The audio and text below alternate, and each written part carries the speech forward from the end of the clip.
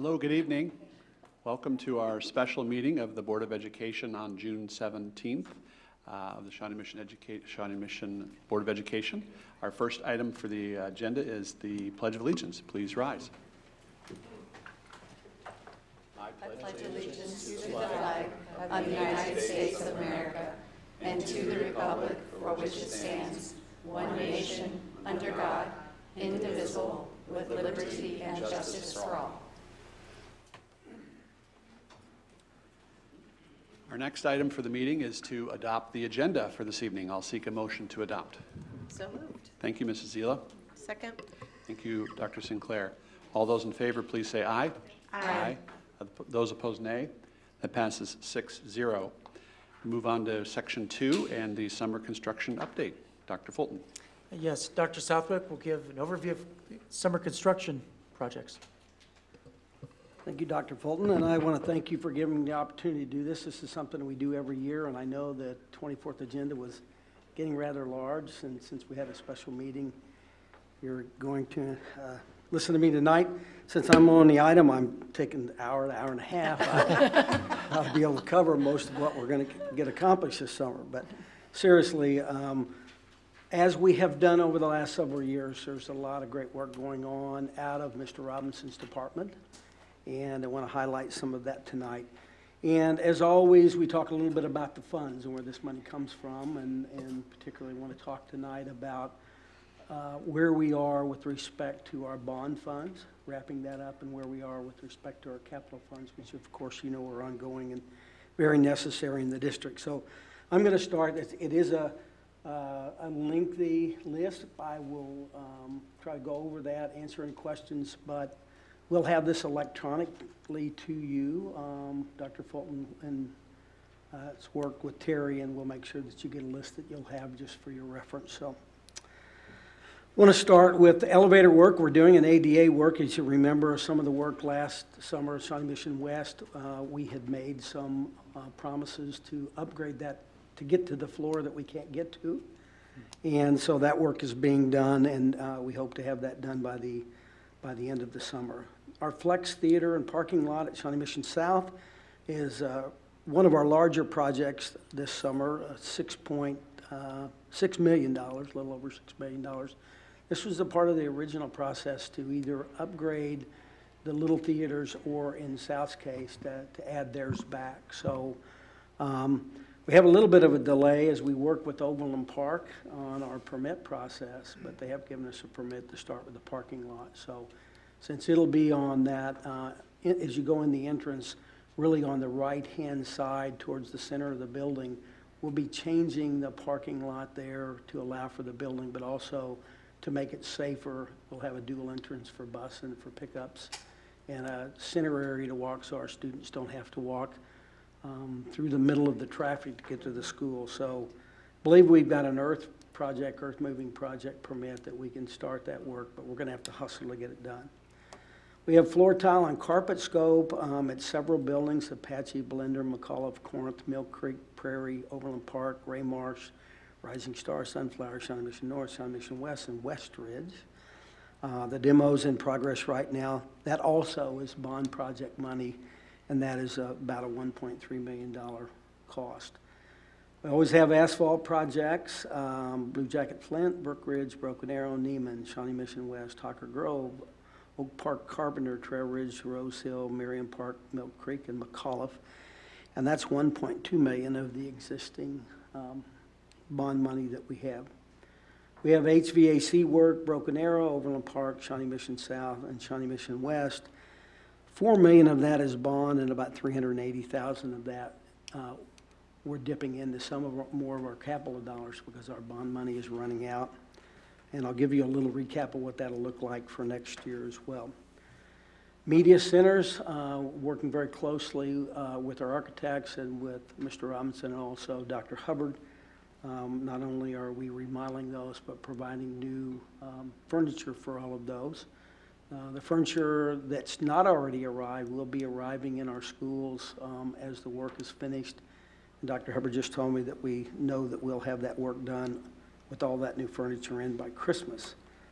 The media center carpet replacements, where we've done remodels It's Corinth, Mill Creek, Indian Woods, Sunflower Prairie, Marion Park, Santa Fe, and Brook Ridge. And that's bond issue money. It's $158,000. Auditorium, audio, visual, we've come over the last couple of years, and we've continued to do that update work. So we're working this year on the Shawnee Mission North Little Theater, West Ridge, and Hocker Grove. And now that money will come out of capital, and it's $320,000.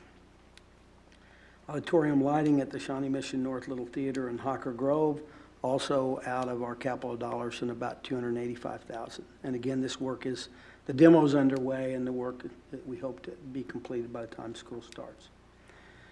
Bob has, I think, done a really good job of trying to look at our sports facilities. That's not just our turf fields, that's our gymnasiums with wood floors, that's our tennis courts, our tracks, and we do have a replacement of a gym floor at Indian Hills this year, and that's capital money, about $80,000. But we'll have several more of those that we'll have to do over the next couple of years.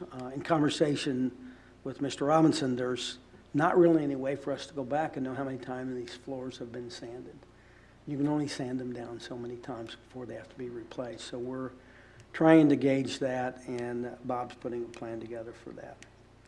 We've talked several times about our playground renovations and the work that we need to do to upgrade those, to bring all of our playgrounds to the standard that we have in our new facilities in this summer: Oak Park, Mill Creek, Santa Fe, Broadmoor, and I say Broadmoor, SMECAC, because that's where we're operating that program out of right now. That's capital money, and that's about $1.5 million that we're spending there. We've talked about the urban farm. It is ready to go, but once again, we're working with the City of Overland Park to get a permit. Once the permit comes through, we'll be able to get started on that work, and that's about $1.3 million. That's capital money. We have a sidewalk replacement at Shawnee Mission East. It's under review of the architect. The cost of that, about $250,000. We believe we'll get that completed. And an example of our infrastructure work that needs to be done across our aging facilities is that we get into window replacement and lintel replacements. And this summer, Shawnee Mission Northwest, Shawnee Mission North, Broken Arrow, that project's underway. Shawnee Mission West is already completed. North is currently being worked on. And we're spending about $355,000 of capital money there. So that's a pretty long list and breaking it out, but to bring that with respect to the funds, you'll spend about $5,833,000 this year of capital money doing this summer work, and $14,462,000 in bond. That leaves you about $2 million left in your bond from 2015, and Bob already has that accounted to do work for next summer. So that's the work this summer. If you've got any questions, I've got Bob here to back up, and we'll be glad to answer those. If not, I want to cover for just a minute and forecast what it's going to look like in 2020 for summer work. Yes, Dr. Sinclair. I have two quick questions. Thank you for that update. On the, just for example, like the window replacements, is that all windows that are replaced? And is there, what capacity do we have to look at those window replacements in terms of thinking about efficiency and energy costs, that kind of thing? I can speak to the efficiency one, and absolutely, we're looking at not only efficiency of windows, but daylighting that we have in the classroom, which we know is very important. It's one of our standards. My guess is, Mr. Robinson, you help me here, but my guess is that we would not be replacing all of the windows in a particular place, but I'm not sure. It's just partial replacement and the windows that are in the worst shape. Okay, all right. And you might have already done this, an update on the Briarwood playground area, the grassy fields. The grass. Mm-hmm. Yes. So a little bit of an update. We did meet with the group that came and spoke one night. We laid out the work that had been done and the work that we were going to do. Joan Levins was very helpful in working with the process, as well as Principal Lash. We worked through a process to identify some of the work had already been done.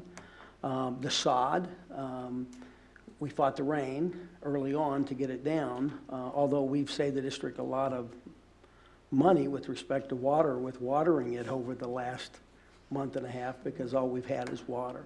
So that work is complete. One of the things that we were able to do, I believe, was work with that group. Some of the parents were wanting to take on some of the maintenance of some of that work. And as we work with Joan and as we work with Principal Lash, is that they will coordinate that. When they have issues, they would also go to Principal Lash, and then he would work up through the process to get whatever work needed to be done.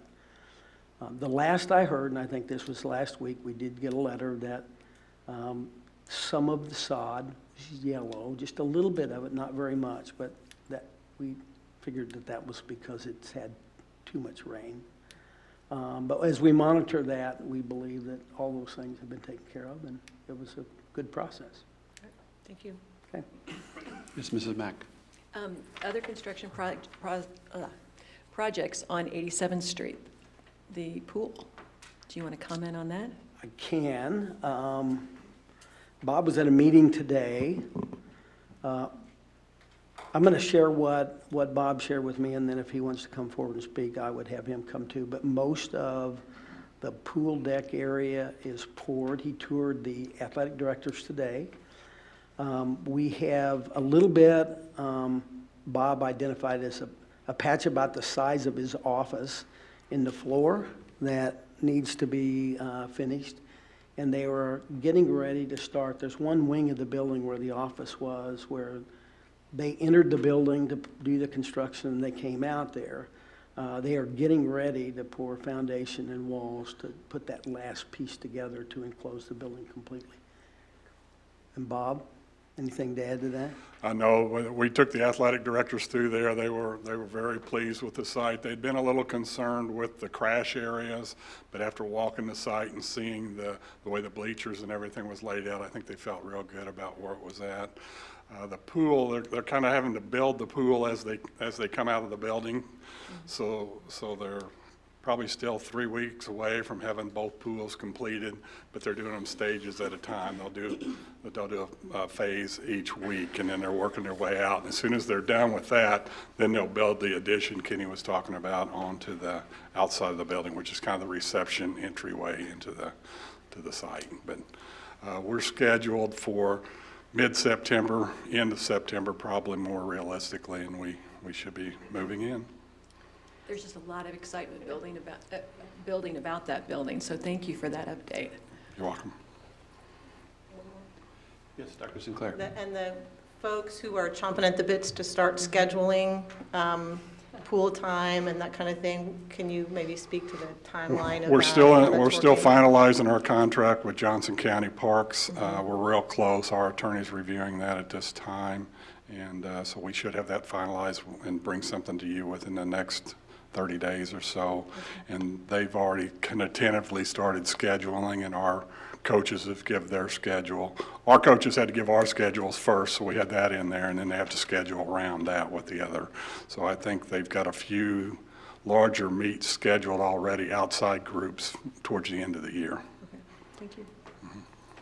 Yes, Mrs. Mack. Just to add on that, and also elementary schools using it for swim lessons, has that been talked about yet? We've talked about that with the Johnson County Parks, and what we've kind of leaning towards right now is maybe it's more of an evaluation with our kids. So we bring our kids in and they evaluate how well they can swim and if they can swim, and then they had set up times after school to do the actual lessons.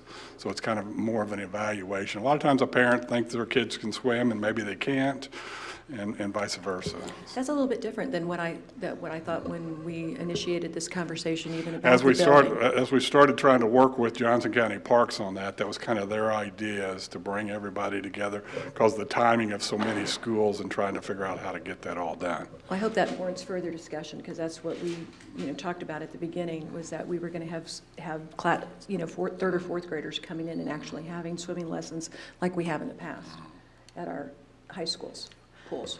So I'll hopefully speak to that'll have that further just a discussion. little bit through our discussions. One of the things we've tried to focus on there are many of our students across this district that, because of opportunity, have had an opportunity to be in the water and learn to swim. So as we looked at filling in the gaps, our conversation has been to utilize the pool. It doesn't mean that we won't have curriculum activities and physical education activities out there, but in terms of lessons, to be able to identify those students who might most need that, and then build that schedule the way it works around that. One of our discussions, and this actually came from some comment that Dr. Fulton made, and was that as we have our kids that are less fortunate, they may not have opportunity to even travel to the pool unless they can do it through school. So one of the thoughts we had is we work towards profit, overpaying the expenses we pay to Johnson County Parks and Rec. Part of the contract is they'll reinvest that money into programming for our students who may not have opportunities. So there would be scholarships, opportunity for transportation for us to do after-school programming that could be support for families. So although it's not definite yet, and we'll still be utilizing the program for curriculum activities, it will give an opportunity for us to focus on those kids. And that was our vision, was that no kid that leaves our school will leave without having an opportunity to learn how to swim. That's still our goal, Pat.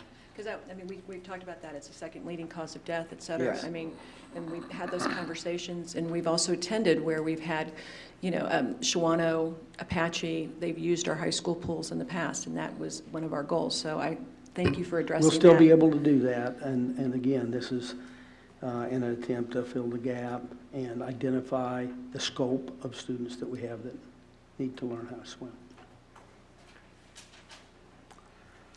I have one last, and I promise to go very quickly. So the work identified was about $20,295,000, and again, about 14.5 of that's coming from bond, and then our capital this year demand was about $5.8 million. I have to applaud Mr. Robbins for the work he and his department has accomplished in terms of trying to look at what our needs are long range. So I asked Bob, I said, if we were going to project the work we were going to do in 2020 and what we might use to fund that right now as we sit, give me that list. So he's done that. We've got $2 million left in the bond, and right now that's identified to go to roofs somewhere across the district. We have auditorium, sound, and lighting that needs to continue to be accomplished, HVAC, playgrounds, floor tile, carpet, scope, athletic tracks, courts, scoreboards, demo of the early childhood building, and district-wide asphalt. And the total of that for the work next summer, before we know anything about what happens next year during the school year when a lot of projects arise, is already $8.7 million. And that will grow, and it will also become more defined. So in trying to look at two things, one, the importance of capital dollars, but two, as you move forward and look through the strategic planning, what your capital outlook would be for the district, both in capital dollars and bond. This can help lead that discussion. So unless you have questions, that concludes my remarks. Anyone else? Thank you very much Thank for the you update. for the opportunity, Dr. Fulton. Thank you. All right, we'll move on to item 3. That's the items on the consent agenda. I'll first turn to the board to see if anyone would like to remove anything from the consent agenda for individual consideration. Seeing none, I'll seek a motion to approve the consent agenda as presented. So moved. Thank you, Mrs. Mack. Second. Thank you, Mrs. Zila. All those in favor of approving, please say aye. Aye. Those opposed, nay. That passes 6-0. We move on to item 4, which is our action items, and the first one is the approval of purchasing legal services for the coming school year. Dr. Fulton? Yes.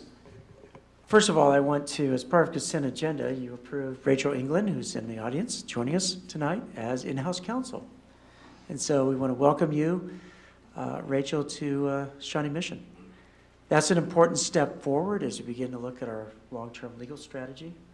Another part of that decision-making process is identifying MVP as primary legal counsel, but with support from other legal firms as well, either for ongoing litigation or specialized services that we'll need to access in the year ahead. And so we have a comprehensive legal strategy going forward. I'll be happy to respond to any questions that you may have. Thank you. Any questions from board members? All right, thank you. With that, I'll seek a motion to approve the list as presented. So moved. Thank you, Mrs. Owsley, and will you take that I'll as a second. second? Thank you, Mrs. Zila. Any additional questions? All those in favor, please say aye. Aye. Those opposed, nay. And that passes 6-0. And we move on to item 5, and I'll turn to Mrs. Owsley for a motion. I move we go into executive session to discuss negotiations pursuant to the exception for employer-employee negotiations under COMA, and the board will reconvene in the boardroom in 30 minutes at 6:50. And there's no further business after we can reconvene. Second. Thank you, Mrs. Zila. All those in favor of the motion to adjourn to executive session, please say aye.